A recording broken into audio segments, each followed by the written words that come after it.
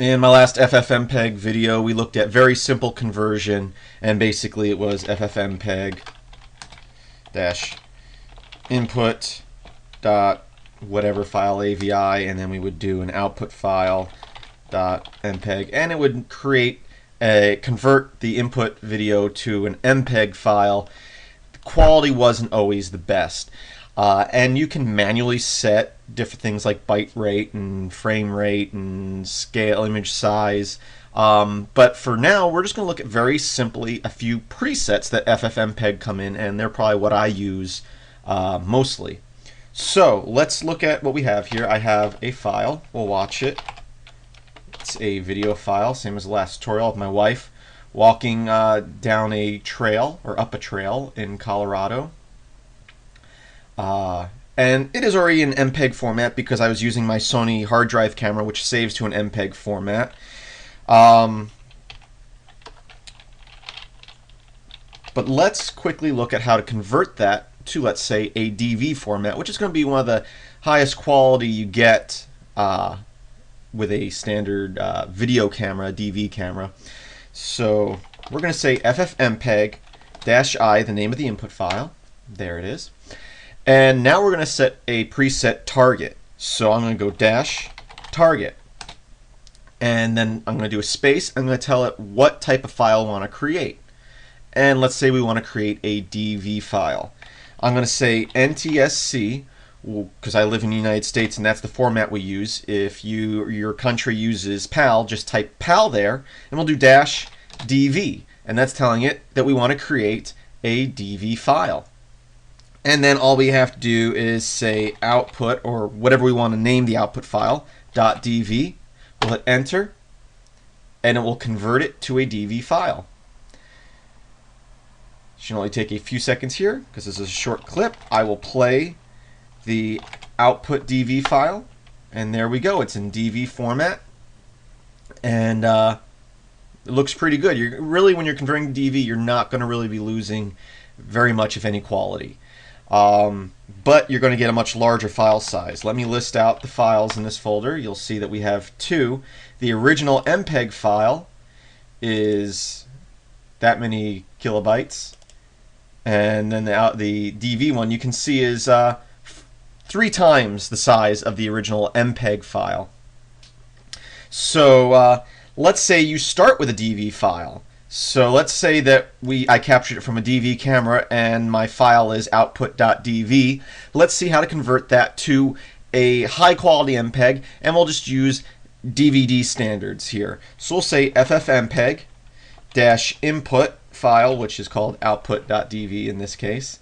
And then we're going to say target, and just before I'm NTSC, because I live in the United States, but once again, type PAL if your country uses PAL format. And I'm going to say, instead of DV, I'm going to say DVD. And then I'll say output.dvd, or you could do DVD. I'm going to do MPEG. And I'll hit enter there, and it'll take a few seconds here to convert. It's an 8-second video file. There we go. Now I can go MPlayer and play that MPEG file. I'll hit enter, and there we go. Now MPEG compression does lose some quality. When you do this conversion once, it's going to keep it at a pretty high quality. But if you keep on compressing over and over again, which this one was already an MPEG before, you're going to keep losing a little bit of quality each time. Let's have a look at the file sizes here. And this time I put human readable so I can see in megabytes the size of the file. We've got the original MPEG file off the camera is almost 10 megabytes. The DV is 30, and you can see what I converted it to using the DVD target on FFmpeg. We got about a 7 megabyte file. Why is it smaller than the original MPEG file? Most likely because I have my camera set to the highest quality, and I think that when we do the target DVD on FFmpeg, it gives you a standard quality, and standard quality will give you about 2 hours of video on a regular 4.7 gigabyte DVD, Where if you put it to the highest quality, I think you're probably going to get an hour to an hour and a half. So that's why it's about 50% bigger there. And that's because we're using the preset DVD standards for FFmpeg. And like I said, in the future, we're going to look into manually setting all that stuff. But the standard is a pretty good quality, and it's what I work with a lot when I'm doing FFmpeg. I usually use that target for both the DV while I'm working on videos, and then MPEG, the DVD standard. So I hope I'm not confusing anybody, but once again, we'll review the two targets we went over so far. We've got target NTSC or PAL DVD for a standard quality DVD MPEG format, and this will be perfect if you're going to burn this to a DVD. And then we have the same thing, only instead of DVD here we put DV, and that will get you DV quality. And if you're working with a standard video camera and you're not working with high definition, this is probably going to be the best quality you're going to get.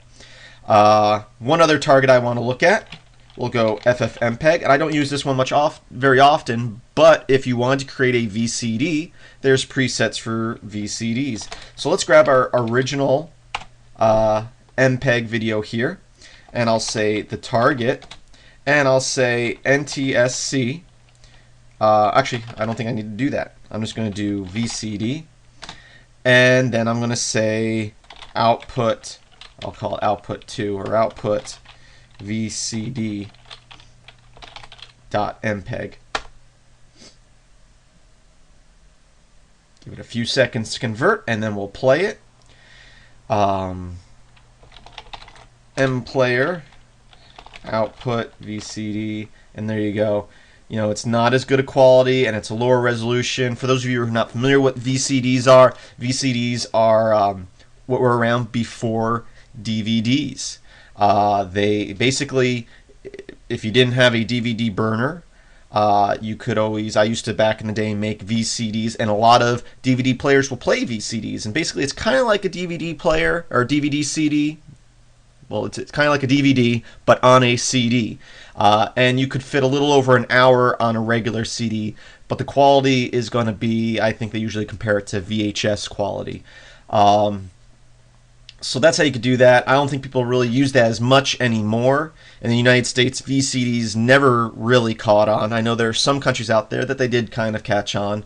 And the only reason I used to use them a lot was before DVD burners, and when DVD burners were just coming out and they were real expensive, it was a lot cheaper to make VCDs, and they would have, at the time at least, played in a majority of DVD players, but they may not play in all DVD players. So you got a compatibility issue there. They will play in all computers, regardless of whether they have a DVD or CD-ROM drive, because they're basically just MPEG files. People can go and just click on them and watch them in a regular media player. So that was an advantage at the time.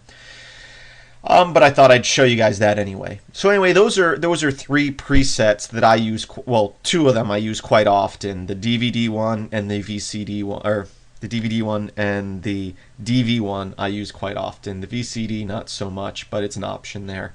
I'm sure there are other presets, but those are the ones that I mainly use, and I thought I'd share them with you. I hope you're enjoying these FFmpeg tutorials, and I've got a lot more to come, and we're actually going to start editing videos with FFmpeg at some point.